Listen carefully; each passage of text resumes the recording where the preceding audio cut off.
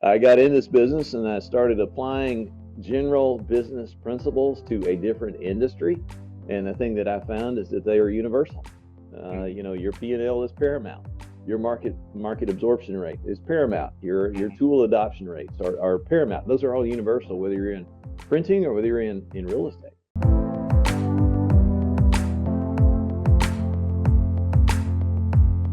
All right, good morning. Welcome to the Owner's Journal. Excited to welcome Phillip Cantrell to the Owner's Journal podcast. Phillip is founder and CEO of Benchmark Realty, which he founded in 2006, later sold in 2020 to United Realty Holdings, where he now serves as the EVP of strategy. Both companies, multi-billion-dollar firms, Benchmark being about a $5 billion, I believe is what you said in the pre-interview, and United about a $35 billion, with 200 offices and over 21,000 agents worldwide. Excited to have you here, Phil, and let's get into it. Let's get into the founding of the first company and kind of the origin story there, what it took to get that off the ground, and bring us up to what you're excited about current day in your new role as EVP of strategy for United. Well, honestly, Kurt, I'm excited because I woke up breathing this morning. So the Lord gave me another day. We have to figure out what we're going to do with it. I love it. Great attitude. Thank you for having me here. This is interesting. I had this philosophy overall that if I can do something each day that helps somebody succeed, then I consider it a win. And that day is a successful day, no matter what else happens. That's just kind of a general guiding philosophy. But yes, I started the Benchmark in March of 2006 as a small boutique firm, and thought we were going to do well. We served a lot of high-end new construction in Williamson County, which is the next county south of Nashville, part of the greater Nashville MSA. And we built it up to a pretty good sized team, about 13 agents. Thought we were gonna die fat and happy doing that. And then 2007 hit. Late 2007 is when the housing recession hit the high end stuff. It hit us early before the rest of the markets, and literally it was like somebody reached over and flipped the light switch off and forgot to tell us it was time to go home. So we had to figure out what we were going to do when we grew up. We could at that point fold our shingle and go hang it on somebody else's, fold our tent and hang our shingle on somebody else's wall, or we could figure out a different pattern and a different path forward. And so we rewrote the business plan in December of 2007 and January of 2008, and relaunched February 1 of 2008 with 5 agents, including me, literally staring at the abyss. And we relaunched under a fee-based model instead of a percentage-based commission model for our affiliates, for our agents, and it works. The model works in a down market, model works in an up market. Today we have 1,723 affiliates, and as you mentioned, we closed close to $5 billion in 2024. We will far exceed that in 2025 because we're continuing to grow. We added a total of 425 new affiliates to our roster in 24. And if we can do that again in 25, then we will have done something, Wow. So, as you said, we did sell it to, my wife and I had 100% ownership of the company. We sold it to United Real Estate Holdings, which is the parent company of United Real Estate, in December of 2020. I had a 2-year agreement to stay on and manage the process and the transition, and I'm still here, still operating as the CEO function, although I have brought in a president who does most of the day-to-day stuff at this point. So my focus is on big picture stuff, not only for Benchmark, but also for United Real Estate. As you mentioned, they awarded me with the title of EVP of strategy, which I kind of laughingly say that's really a totally made up title to keep me engaged. But sounds good. It sounds impressive. Good. Yeah, and I have a Zoom call each Wednesday with the CEO of United Real Estate, and we do actually plot strategy and discuss the affairs of the world in real estate. And so I'm operating at a different level, but still operating here as well as the larger picture. So I see a lot of things that go on that a lot of practitioners in this industry are not familiar with and can't access. That gives me that conduit to do that, and it's fun. And as long as I'm having fun, I'm going to keep doing it. So.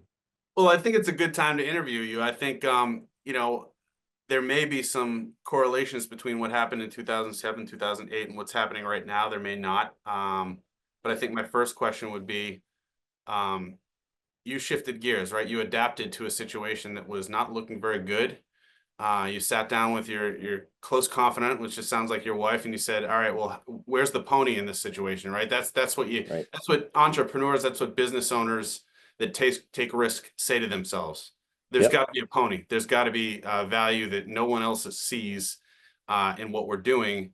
And you decided in 2008, well, it's one thing is it's fee versus commission. Yeah.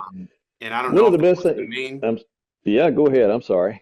was that the main ingredient for success, or what are we missing that other realtors or real estate brokerage firm owners are listening now can take away from what you did there? Well, modify, adapt, and overcome is my middle name. I spent, before I got in real estate in 2002, that's when I got my license, but 19 years prior to that was spent in the commercial printing industry here in Nashville. My family industry, not my family company, but my family industry was commercial printing. And so I cut my business teeth in a manufacturing operation. So I do not think like the traditional real estate broker. I never have. In fact, the way a lot of them think makes no sense to me at all. But that's okay. I got in this business and I started applying general business principles to a different industry. And the thing that I found is that they are universal. Your P&L is paramount. Your market absorption rate is paramount. Your tool adoption rates are paramount. Those are all universal, whether you're in printing or whether you're in real estate. And the biggest thing that I could encourage anybody who's facing today's doubts in their head is number one, look outside the industry. Um, I love real estate brokerage, but I think it's probably an inbred industry, and most people sitting in this chair sold their way to this chair. They really have scarce business acumen. So focusing on fine tuning the business acumen and growing your knowledge base on how to run a business are key. Those are the basic fundamentals. And when you Yeah. focus on that, then you could identify trends and you can identify what's going on elsewhere and not be afraid of it and understand how to modify, adapt, and overcome, like I said in the beginning. Yeah. Well, So that you mentioned a few things there. You mentioned the keys. You mentioned the P&L. You rattled off a few things that in my mind sound like scorecards, right? You gotta Yep. keep track of your KPIs. scorecard in any business. Yep. And then you understand, once you have the scorecard or the checklist of things that you need to be monitoring and watching, you start to ask questions about, well, why did those numbers go that way? Why did this number Correct. go up and this number went down? Yep. What did I do to make that happen in my business? Yep. Most business owners have that and think that way. Realtors, on the other hand, it's from what I gather, and I'm not a realtor, but I've interviewed many of them and have multiple friends in the business. They need to learn that piece, right? It may be that in some cases, real estate is their second stream of income or their side Mm-hmm. business, Mm-hmm. and for that reason, I like to say you can't have it can't be a hobby. It may be your second stream of income, but it can't just be a hobby. It has to be a business that you manage like any others. Agree or disagree? And 100%, 100%. You have to know whether you're an individual practitioner or whether you're an actual brokerage manager, leader, owner, whatever you want to call it. You have to know what your KPIs are, and that's what you're talking about essentially is your key performance indicators. What are your ratios of presentations to closings?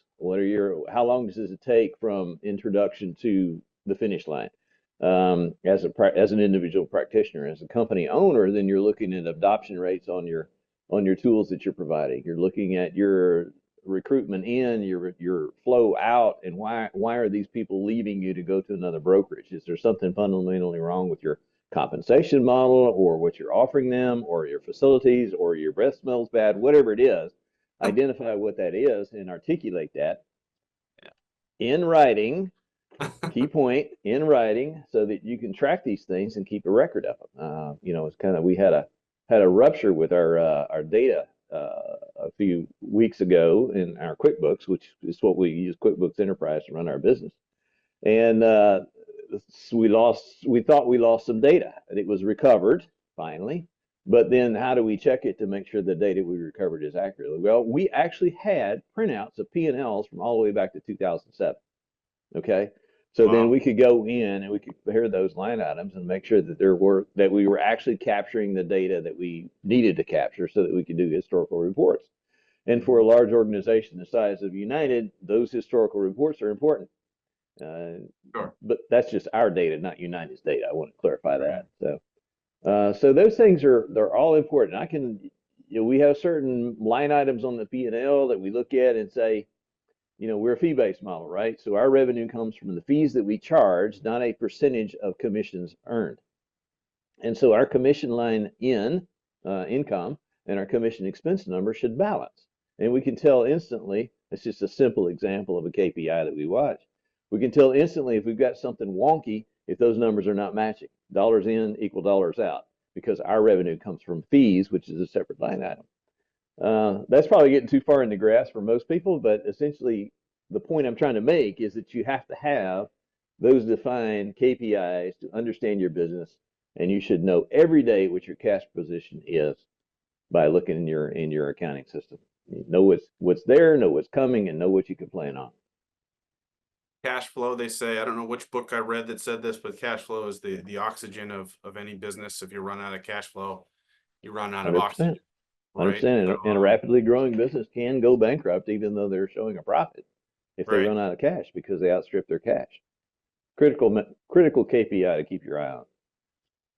Tell me about as if I was a third grader, right? And you're going through the pros and cons of fee-based versus commission-based as a business owner, and you're bringing on a new realtor that maybe not a new realtor, but one that's coming from another firm where they didn't feel supported or they didn't feel like they had a good business operation or system. What would the pros be versus the cons to fee-based versus commission-based? Well, our industry being made up of salespeople has a lot of misnomers and mistruths in it. I won't say lies, but I'll say mistruths. And one of the mistruths is that if you go to a fee-based operation and you get zero support and they don't care about your business, it's kind of like the last place you want to go before you exit the industry as a career. That could not be any further from the truth than anything else you could say today. There are models. There are varying degrees. You have the traditional brokerage over here that charges a 80-20 or a 70-30 split, and they do lots of things for the agent, including delivering leads to them and business support, marketing support, all that sort of stuff as part of that 20% or 30% that the brokerage will keep. On the other end are what I call the paper hangers. If you can fog a mirror and your credit card is good, then you can hang your license at that brokerage for a $200 fee per month. We are firmly in the middle. We offer lots of support, like the traditional brokerage. We also offer the ability to control your broker payout, which most agents don't understand this because they've never thought about it. But the broker payout is the largest single expense that an agent has. Especially if it's costing you 30% of your money or 20% of your money. That's your largest number. So how do you, as an experienced agent, and that's what we hire as experienced agents who already have their own business systems in place and understand how to market a property and understand how to do a listing presentation, need some adult guidance along the way, need some additional training available if they decide to have it, but also need some basic tools such as a CRM, such as a automated social media marketing piece. Those affiliates or those agents are great opportunities for us because they've already got their business up on its legs and they already understand how to do business and how to sell a house and how to walk through the transaction process. They just need a good quality brand to hang their license under, and that's what we provide here at Benchmark and at United. We don't generally do newbies. If a newbie wants to come in, then they typically will be required to work with a more senior affiliate until they get some experience. And we actually have a training program called Benchmark Core, which will take them straight out of school and train them through their first 5 transactions on how to do business under the direct supervision of a principal broker. Oh, that's fantastic. So we kind of offer all things to all people within a certain bandwidth, within a certain vertical. So if you are a multi-million-dollar producer, and by that I'm talking about a $150 million producer, you probably ought to have your own brokerage anyway. All right. Yep. If you are a brand newbie out of school, we've got a spot for you. But if you looked at a bell curve of our affiliates, our average production per affiliate is about 15 to 25 units per year, and we have a lot of them. And that's our sweet spot, and that's an important point for leaders who are not in real estate to understand is what is your vertical? What is your most competitive space, the best place that you can compete? Find that place, own that place, absorb all the oxygen in the room, and you'll be fine. I love it. I love it. So tell me a little bit about the team there at United. You've been in this role as EVP since 2020. It's a big role, right? It has a big title. I'm wondering what the people around you, how you lean on them and to grow this thing, right? Because the EVP of strategy, I would think there's a end game in mind, or at least a number in mind each year, or at the end of a 5-year period. What does that look like for you? And sort of walk us through sort of a day in the life or a month in the life of Phil Cantrell. So I'll give you a little bit of history on United Real Estate. The United Holdings owns two basic brands. There's United Real Estate, which is a fee-based model that can either franchise or be acquired. And then United Country Real Estate, which is a brand that's been around for 100 years. Dan Duffy, who's the CEO of Holdings, purchased United Country about, I don't know, 17 years ago, I think maybe. And he was from the technology space, not from real estate. Look, he had made a bunch of money, was ready to retire at 35, and his wife said, "Well, you're not going to retire here, so you need to find something to do." So he bought a real estate company, and that's in Kansas City. This is where they're headquartered, and built that up across the country. The average, I don't know if you know the brand United Country, but they are basically land and farms and rural properties and that sort of hunting land and that sort of thing. And they have a fairly dominant share. In fact, in some parts of the country, they are the dominant share of the marketplace, like Montana and South Dakota and those areas, which are big in rural property. But about 11 years ago, he saw an opportunity for an urban brand. And that's when he formed from scratch United Real Estate, which is a regular brokerage model that offers a fee instead of a percentage for service for the affiliates. Been growing that company for a while. Brought on a man named Rick Haas, who is the president of United Real Estate, and he came out of another firm in New Orleans area and has continued to build the team. 5 years ago, the company was ranked in terms of transaction count and agent count was ranked 154 in the nation. Last year, it ranked number 6. So in 5 years, going from 154 to number 6. Part of that was acquisition, but a big chunk of it was organic, because we were all in the mode of increasing the weapons fire rate of recruiting, because our model exists on people that pay us fees and stay in business and are professional business people. Of course, we charge a fee per month, and we also charge a transaction fee. So not only people, but also people that produce. And so it's been an interesting ride to grow, and I think now we are closer to actually 24,000 agents. You mentioned 21 in the intro. That number is a moving target because it continues to grow so rapidly. But most of that is because the companies that have been acquired, like Benchmark, we retained our brand. We had number 1 market share in the greater Nashville MSA in terms of headcount and agents and market share. And they didn't want to change that. They didn't want to mess with that. So that cultural compatibility was key to me in making that decision, that they're not going to booger up what I've spent 17 years building. And it worked well. And I think that is the challenge for any company that's in an M&A mode, in an M&A world, or in an organic growth world, is how do you do that? And the way that we have done it is characterize it as not a brand, but a family of brands. From our brand here in Middle Tennessee to virtual VPR down in Atlanta, which is 5,200 agents down there, I believe. The area, Pearson Smith up in the Northeast, up in the DC area. they're all tremendous companies that have maintained their brand and their market share, and for the most part, their leadership. And their leadership all contributes to a cohesive, collective synergy that continues to build the company. And that, going back to your original question, what is my role? What does the day look like? Well, I have a certain amount of activities here. I'm only in this office 3 days a week now, so that gives me 2 days a week to focus on the other stuff. And I just got back from a big meeting in New York City to help again further develop the network and drive the entire company forward. And that's kind of interesting stuff to do, to sit in a restaurant and have a conversation with CEOs of, pick a brand, any brand in the Yeah. country. You're having those conversations and you're figuring out compatibilities. And my portion of that is to take away best practices. How do we figure out what Redfin is doing that's a best practice? How do we figure out what Remax is doing that's a best practice? And then how do we amalgamate those into our business plan and Yeah. strategy going forward? Some of it works, some of it doesn't. But it's that process that I focus on to help Dan Duffy, the CEO of United, understand better and integrate. That's great. And that is a fun role to get with CEOs of companies either you may acquire or you may just merge with to help grow.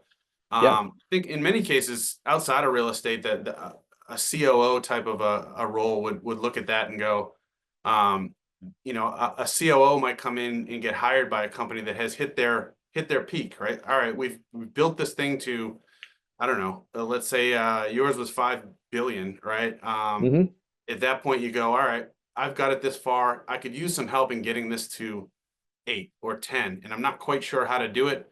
How can you help us? How can you Right. help us feel Right. it? On that point, it was someone else that was talking to you. But yeah, I guess that is the art form of it, right? It's continuing the culture that got a company from 5 people in 2006 to how many when you were acquired in 2020? We were only at 1,300 then, so You had we've grown. 1,300 employees from 5 in Yeah. 14 years. Yeah. I mean, Yeah. that's impressive. That's Yeah. that's kudos to you. Point is, we've continued to grow, and we've continued to grow because of the careful selection of the acquiring firm and the cultural compatibility that we found. If they had told me, if I had figured out any indication along the way that they were going to come in here and change the brand, turn everything apple cart turnover, and we appreciate what you've done, but you just go sit in the corner and be quiet now, that would have been not Yep. only a no, but a hard no. Yep. And, because it's not about me. One of my interests and my wife's interest was the liquidity event. I mean, I'm 65 years old. So you think about those things. The longer you live, you begin to think differently. So yes, but what was paramount to me and my wife was the fact that we had several FTEs, like 35 full-time employees, that have walked this walk with us and have put their faith and trust in us over a number of years. My Yep. longest serving employee right now is right at, I don't want to say this wrong, I want to say 15 years. Wow. And that's a lot of loyalty, and that Yep. loyalty deserves respect from this chair. Mm-hmm. And if I just did it for the money, I mean, I know people could do that and say, whatever, it's my money, screw you, I'm going to do what I need to do. But I think that's extremely short-sighted, and it Yeah. damages other people, and you just can't go through life damaging people, because my daddy taught me, never burn a bridge, son, because you never know when you might have to go back across Say that again. It's a small world too. You do wrong it. by Yes, someone, it's bound to come back to you, right? You do right 100%. by someone, on the other hand, that's also bound to come back to you in a positive way. So, what are you excited about today? I know we talked for a little bit in a pre-interview about some exciting things that you're working on. The stage of your life you're at is kind of a giving back stage. You're still full time, but I think there's a book in the works. Yeah. Tell us a little bit about the book that's coming out soon. Probably will already be out by the time this interview airs. Tell us about it. Well, we're working on it. I actually just finished the editing portions. Edits are complete and locked. We go into proofreading now and cover design. Dan Duffy, the fellow I mentioned earlier, is actually writing the foreword for me, and Ooh, so I'm waiting for him to send me that. Otherwise, the words themselves will be done. The rest of it is just really putting it together in production. Title of the book is "Failing My Way to Success: Lessons from 42 Years of Winning and Losing in Business." I sat down, tell people my story just in casual conversations, and invariably they walk away and said, "Man, you need to write a book." And I actually started doing that myself in 2018. And just like a lot of things in life, we realized that we need to bring in professionals when we need to bring professionals in. So I brought in the professionals. Publisher kind of reached out to me and said, "We want to do your book." And I said, "Okay." So last summer, early part of last summer, last spring actually, we began writing the book together, and now it's ready to go to publication. But I sat down in the discussions and realized that in my career of 42 years, coming up on 43 years now of being in business, I have managed, started, or controlled 10 separate companies. And if you put it in sports terms of success and losses, my score, my ranking is 4-4-2, 4 wins, 4 losses, and 2 ties. And of course, in business, a tie is a failure. So, Yeah. Yep. so really, it's 4-6. Yeah. So I said, how do we articulate that? And my thought process is that if I can help one person, one entrepreneur, avoid the landmines that I've stepped on in my career, then I'm going to consider it a success, even if I never make a single dime off the book. That's a great Yeah. attitude. I was just going Yeah. to ask you, who are you selling this to? Who's your target market for buying this book? And you kind of answered that question already. It's Yeah. well, actually articulate it, maybe frame it up Yeah. a different way. Who do you So they want? call that, yeah, they call that the avatar. Who is the avatar for the book, right? So the avatar for the book is specifically either a young entrepreneur that is in their first business or thinking about their first business, and they're struggling. They're having a hard time. Man, am I doing this right? You said it earlier in the conversation. I don't know if it was in this interview or some other time we were talking that, somebody who's founding a business, who do they talk to when they have a problem? It's like a pastor in a church. A pastor is a human, and if a pastor has a problem in his family with his marriage, who does he talk to, Who right? does he or she go So to? Yeah. that's right. So that's the avatar, is to kind of set the path of saying, hey, when you get to this spot, this is what I did. When you get to this spot, this is what I did, and it blew up my leg off in the landmine. So that is who we're targeting for. And by fledgling entrepreneur, I'm talking to somebody between 25 and 35 who's just starting out, or somebody who's been working for another company as an employee and decides that they want to go out as an entrepreneur and found a business or acquire a business and then grow that business. And then I also walk through a little bit about real estate. It is not, clarify that, it is not a real estate how-to book. This is a business journey book of how we did things and what you can learn from that. And in the end, I have a big section on mergers and acquisitions as well. What to look for, how to prepare your company. I found out when I began to investigate that 10 years ago that this company was not ready for acquisition. And I had to get it ready. You don't do it the day before. If you do, you're not going to make any money doing it. You have to prepare your company and how to prepare the company and what are the specific steps to go through that. So we walk through a bit of that too. And then also the importance of service to others and giving back.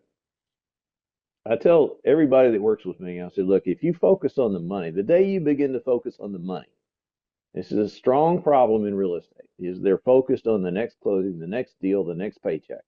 Stop that. Focus on maximizing your service to others. And the universe, the Lord has put in place a universe that says if you focus on service to others, on improving the lives of others, your success is undeniable and automatic. And I have lived that. I have proven that over and over and over again. Whenever I became self-centered and focused on Phillips and Phillips' wallet, I failed and failed miserably. But when I focused on how do I maximize the improvement of the service of the product we're offering, the organization we have, the lives we're living, how do we maximize the service to others with each of those and all of those? And then the blessings flow, and it's undeniable. I think another way to frame that, and in the consulting industry, I call myself a small business advisor. Others would say I'm a consultant, but it's find the problems. Like Right. I'm talking to you right now. There's some problem you're having, right, with your business. There's at least 2 to 3 that are major Yeah. every quarter, right? Yeah. And the CEOs that I work with, that's what we focus on. We focus on the top 2 to 3. So if you're going into that interview or that conversation with a client and saying, well, how can I make a good profit on this conversation? it's probably not going to be a good conversation. If you go into it saying, how can I help alleviate or de-risk or solve this person's problem that's really bugging them, because that's the only reason they're talking to me is they think I can help solve it, you're going to be highly successful. Would you agree? That's right. That's right. 100%. And I could take that one step further in people that start businesses and then they wind up failing. A lot of people say, well, it's cash flow. They didn't manage their money or whatever. 9 times out of 10, it's because they weren't trying to solve a big enough problem. And so they limited their potential audience to just a few people, and they could have 100% market share, but the market is so small, it's not ever going to be successful. So every day you wake up and you say, what is the problem today that I have to solve? That is my role as a CEO. That is the job of this chair, is to solve the problems on a daily basis so that other people can have a smooth, successful life and work environment. Period. That's it. I just explained 1,000 years of business philosophy right there. Yeah, just essentially move big obstacles out of the way so that Yep. those that are in service of the company can find their flow. Really is what Yep. Dale one of my advisor friends that I one of my mentors, Dale Gibbons, talks about is in your day-to-day operation, are you investing in yourself, number one, and are you stepping over quarters to pick up nickels, or That's stepping right. over dimes to pick up pennies too? Uh, And that's what, that immediately came to mind when you said solve big problems. Don't be focusing on the really small problems that, if you solve them, it's really not going to move the needle. It's not going to do right. anything for business, right? Right. Right. Um, let's focus on the big problems that are really dragging you down so that you can just kind of cruise, right? And that's kind of an issue in the day-to-day activities of the leadership role, is that people get too bogged down in the minutia. And if you have people working for you that you have to do their job, why do you need them? Yeah. Mm. That's a hard realization to come to, but you have to train your people up and have higher expectations and accountability, and so they know what you need, what the organization needs from them. Yeah. And it's amazing once you articulate that and you create the environment that fosters that, how they step up to that. But if you're going to do their job for them, they'll sit there and let you do it all day long. Yeah, and it doesn't help you, it doesn't help them. I think that the most important thing that we do as leaders and advisors is to frame things up, to frame up problems. And a lot of times people will be so bogged down in the problem they won't really understand the context of the problem, and that's why they can't get out of it. That's why they Correct. can't get the solution, right? So if you're able Correct. to reframe what you're hearing when you're talking to someone you're trying to help, um, and get to the big picture, you can write your own check at that point, Yeah. right? If you Yeah. if you can help them articulate their biggest problem and then help remove it, Yep. write your own check. That's exactly right. That's exactly right. Because what you're doing there is you're enabling growth. You're knocking down the barriers, and that's the leadership role, is to knock down the barriers, to walk with your eyes on the horizon, not your eyes on the grass. And you got worker bees that work on the grass and the bushes. You work on the sky and the horizon. As long as you do that, then you can avoid the landmines and you can avoid the pitfalls that come naturally with business. And that's your job. That's your job. And that's a growth organization when you can do that. So you asked earlier what my role with United is the EVP of strategy, which is a big sounding title. We just articulated it. That's it. Solving problems. It That's comes it. down to solving problems. I Yeah. do want to talk a little bit about some of the changes in the industry. I want to talk about hope too. I want to talk maybe a little bit about AI. I'm not sure how that's affecting. Haven't asked other realtors about this, but how AI is affecting the real estate business, technology is affecting the real estate business. It seems like every person I know in real estate now either works with or has partnered with someone in the technology space. So it must be affecting you to some degree. What do you see out there right now in terms of how things are shifting, and what are you seeing as the opportunity or the pony in the situation right now, where Well, let's there's, start. go ahead. Yeah, let's start with the bigger picture first. So we were just coming off the three worst years in real estate sales in the past 30 years, 30 years. Right. All right. So we are as I jokingly say, separating the adults from the children now. Those who are serious business people are fine. Many of our agents or affiliates tell us that they had the best year they've ever had in 2024 because they dug in. Doesn't affect rainmakers. It doesn't Does affect not. serious That's business right. people. Yeah. That's right. That's right. In fact, it actually creates more because it removes some of the competition. Right. And this industry is rough with people who are mediocre performers. And I'm not slamming the industry. I'm just calling it what it is. When supposedly the National Association of Realtors says we still have 1.5 million members, although they have removed their data, membership data from their website back in July. We're not really sure how many there are. Mm-hmm. It feels to me closer to 1 million at this point. The barrier to entry, the barrier to remaining in this industry is way too low. So there's no legislatively enforced professional standard of performance here. That is, the market will solve for that, as the market always solves for that, because those who can't perform, they go out of business. They don't have any revenue. And the sad part is those who were put their license on hold can jump right back in as soon as it picks up.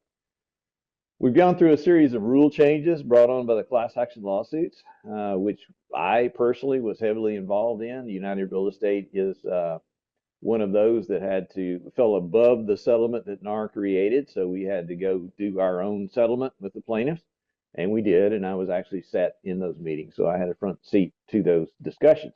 It was not pretty, but it got us where we need to go. And we're now past that, moving forward. The Sitzer Burnett lawsuit settlement agreement passed down a list of rule changes, which have been difficult to adopt from a lot of brokerages. Again, not being from this industry, even though I've been here 23 years now, I still characterize myself as not from this industry. They were just de facto, how do we modify, adapt, and move forward? We did. We trained our people, we moved forward. A lot of brokers are still trying to cling to the old way of guaranteed shared compensation, and that's what it was basically all about. You have to understand the rules of the game. To win the game, you have to Yes. understand the rules, first of all. So what you've done is you've got a crash course, right, in the new rules, right, since Yeah. they've changed. Yeah. And you're helping your agents. I'm putting words in your mouth, but you're helping your agents understand them and how to win. Well, as a leader, I was aware all this was coming. So I addressed it with our people first in February of 2020, right? So early on, when the lawsuits had just been filed, and there are like 12 of them, that this will now settle all of them. I said the days of guaranteed shared compensation of an agent just showing up as a buyer's agent and getting paid automatically by the listing agent, those days are coming to an end. That was 5 years ago, almost 5 years ago now. And then it became reality August 17th of 2024 when the ruling came down and said, okay, no more. Buyer agent, if you want to get paid, you're going to get paid by your client, or it's going to be in the transaction between the two principals of the contract who work out how you get paid. Okay. And unbelievably, there was still a former president of a local association preaching a course last week at a local association saying, oh, you can just still get paid by the listing agent. No, honey, you can't. So it's that total absence, denial. That was what Mark Twain said, denial ain't just a river in Egypt. Is prevalent in many industries, and it's especially prevalent in this industry. So bottom line is, what is our takeaway there? The takeaway is when you have a forced rule change, when you have a forced change in your business plan, modify, adapt, overcome. Period. That's kind of the secret there. So we've had that, and now we're beginning to see others struggle with the new changes and how to handle that. And our affiliates are excelling because we've been training them really hard for 12 months. So as a leader, that's your obligation, is to train your people to overcome forced changes. And if you don't, then you're failing, plain and simple. You cannot cling to the past. The only thing that happens in the past is history. That has no application toward the future. So you have to look toward the future. And how does this look? Walk with your head looking at the horizon. So I think going forward, stepping back from that and saying, okay, how is the consumer impacted? Well, it's transparency. It's total transparency for the consumer. We have an entire population, and I'm kind of going on a tangent here, of mortgage rates. We have an entire generation now that was raised thinking that 3.5% is normal. If you go for the 75 history, look at the data for 75 history of mortgage data in the United States. Do you know what the average is, including the 2% rates and the 18% rates in the 70s? What was the average? 11. I don't know. Somewhere in between. 7.75. Okay. 7.75, right where we are today. So Okay. we are now just now getting back to average. So we're just now getting back to a normal market. Okay. We still have a pricing problem in the country because the cheap money drove the prices up radically in this greater Nashville MSA. Between 2018 and 2023, we had a 100% price increase in homes on the average home price. That's double, right? 100% is times two. So Right. we're 2x. going to give some of that back, but we're not going to give all of it back. But we have a marketplace now that has a high priced product, increasing but still low inventory. And now the cost of money is back to normal. So it's going to take a while for us to get back to where we have production greater than 4 million units a year. And in the numbers just came out for 2024, and we were just at 4 million. And I don't think in my career, and the go-go days of 21, 22, when everybody was going crazy, we hit 6.5 million. And I don't think I will hit 6.5 million homes sold in America in my career again. And just it's a fact. It's just how it works out. Do the math. That's what the data's telling us. So all that is to say, to me, it just screams stability. And now Yeah. those who are professionals and who can sharpen their saw on a daily basis and who can get out there and lead their organizations have a tremendous runway. Yeah. To obtain market share. That's I how think I look at the it. message. The message of this conversation today, to me, is the changes in your business have made things more fair Right. to serious business people. And what's happening is the folks that are not serious business people will find themselves in another industry. The folks that are serious business people will not go anywhere. They will stay right there. Yep. I guess the question is, will it be more of a cutthroat or a it's known as a cutthroat industry, right? Real estate. Will it be more or less, or stay right down the middle as the same? I think that it will actually be less.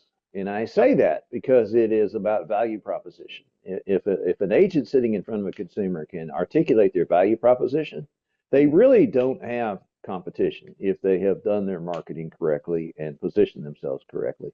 Mm-hmm. The cutthroat people come in when they compete on price. I mean, that is the first place someone of a low value proposition goes, is competes on price.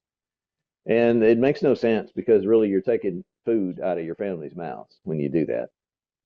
Compete You're on value. Yeah, anytime you sell on price, you're turning yourself into a commodity, and yeah, something that's where right. someone can just click and say, "There's the guy I need." That's There's the right. one I need. The lowest price. And that's kind of what the portals have tried to do. The Zillows and the Redfins of the world, they've tried to do that, trying to just say, well, you don't need the real estate agent. But Right. what they've also found is that last mile to the house, they can get all the data and all the information, but actually putting somebody in a car and loving them through the relationship of home buying experience, they haven't dialed that in yet. So they've kind of backed up and said, oh, we do need realtors. We do need agents in the world. So, and that's your secret sauce as a real estate practitioner, is to make sure you have maximized and continue to maximize the skill set and your value proposition so you can serve the consumer better. I like it. It's a relationship business. Yes. It is an execution business, like any business. If you can't execute, any business that executes well is going to operate better than a business owner that does not execute well. I don't care what their pricing is. I don't care what their, luck has nothing to 100%. do with it. Yeah, 100%. I mean, Yeah. look at I don't know, pick a name, Sears, right? Look at Kmart. They're big, massive organizations. Beat their chest. We'll never go out of business. We have market share. And where are they today?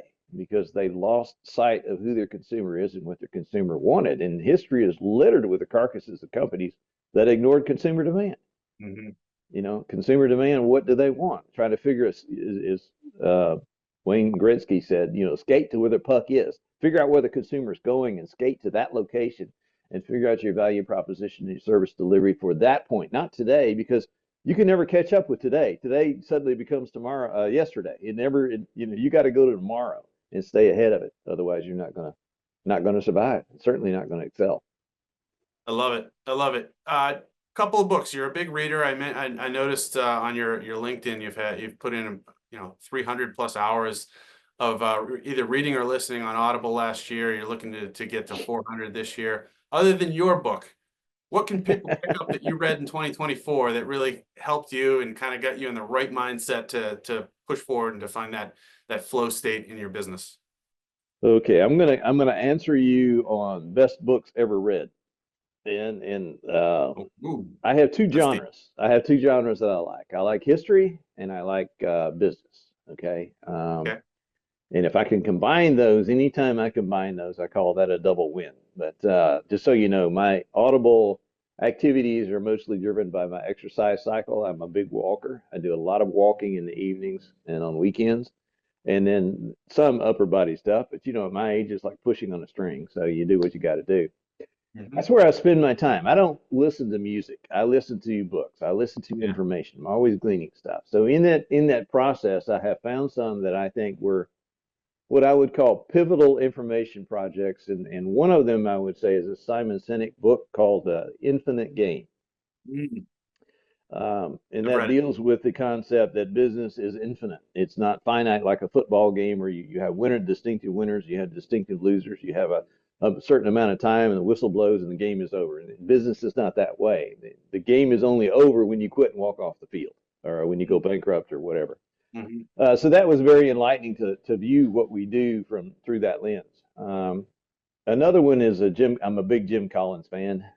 Pretty much anything by Jim Collins, but Great by Choice is one of his best ones, I think. Great by Uh, choice. yep. And I think, everybody here's Good to Great and all this other stuff.